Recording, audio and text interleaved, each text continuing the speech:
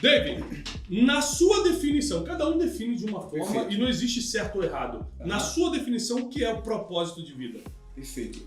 Eu entendo o seguinte, essa é a dúvida, eu digo que é a pergunta que se você tivesse a resposta, valeria milhões de dólares uma resposta como essa. Se eu conseguisse olhar para você e em uma conversa dizer exatamente qual é o teu propósito de vida, eu acredito que todo mundo estaria disposto a pagar para ter essa resposta. Porque a dúvida de todo mundo talvez seja a missão da vida encontrar propósito ou razão para existir. Porque o ser humano ele é carente de algumas respostas fundamentais e que depende muito da intensidade da busca e aonde busca. Então, o ser humano ele tem um vazio existencial claro. Né? A própria palavra vai dizer que o que Cristo faz é vivificar o nosso espírito. O Espírito de Jesus ele entra em nós e a partir daquele momento nós temos uma vida plena. Então, isso significa que antes de Jesus você pode ter qualquer coisa, mas alguma área da sua vida vai estar morta, que é o seu espírito. Então, quando a gente fala sobre propósito, eu não posso deixar de falar que o primeiro propósito do ser humano é a rendição a Jesus. Nosso propósito de vida está atrelado a Cristo, não tem como fugir disso. Porque enquanto Jesus não entra, o seu espírito está morto. Olha, isso é uma constatação muito séria e que você sabe muito bem, você também conversa com gente que tem muito dinheiro e gente que tem nada de dinheiro e ambos têm a mesma realidade.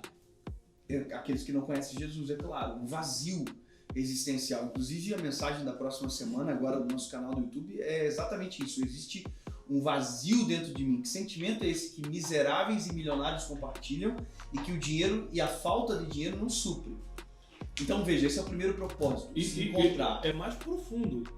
Tem gente que tem não só dinheiro, mas também tem família e ainda assim tá com vazio. Porque a gente acha, não, se eu tiver uma família, se eu tiver filho, mas quantas pessoas com filhos se suicidaram, por exemplo? Exatamente. Ou com dinheiro se suicidaram? Muito excelente isso aí. Então quando você parte desse pressuposto que existe algo primeiro para se resolver na vida da gente e que está atrelado ao nosso espiritual, a nossa vida com o Senhor, a partir desse momento eu já descubro uma etapa, como se fosse uma primeira parte daquilo que eu preciso resolver dentro da minha vida, que é se entregar a Jesus. Quando eu consigo resolver essa parte, a outra, que é esse propósito de vida, que me conecta, que me faz ter propósito e razão para estar na Terra, eu me torno extremamente útil em alguma área. Eu acho que isso é muito importante, porque veja, olha só, as pessoas às vezes espiritualizam demais o propósito. Será que propósito é, por exemplo, somente ministerial? Será que propósito é exatamente aquilo muito que bom. O Dave faz ou que o Thiago faz?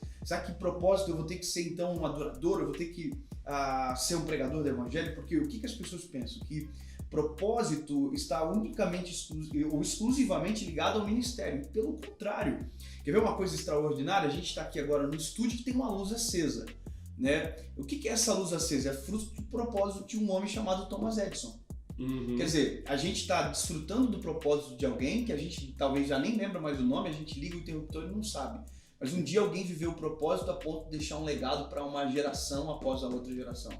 Tá fresquinho aqui dentro. E como Martin Luther King Jr., apesar de ser pastor, o propósito dele não era evangélico ou religioso. Perfeito. O propósito dele era igualdade racial, gente. E se hoje um negro pode entrar no restaurante ou votar, é por causa do propósito de um homem só. A gente pode ter milhões de exemplos. Você falou um exemplo maravilhoso que é do Martin Luther King. A gente tem, por exemplo, do ar-condicionado. Eu sempre brinco, a gente entra no ambiente, está geladinho, mas ninguém lembra que foi um homem chamado Carnegie que inventou.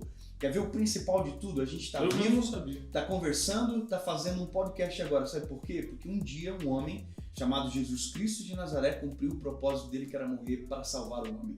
Ou seja, a gente é fruto de vários propósitos, de muitos propósitos, e às vezes a gente não encontrou o nosso ainda. Excelente. Então eu tenho que focar naquilo que o Senhor tem para mim.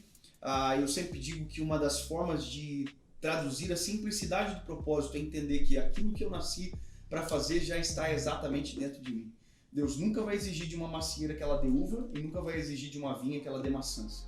Ou seja, aquilo que Deus nos fez para fazer já está dentro de nós, na nossa nascente. Já está aqui, dentro do nosso coração.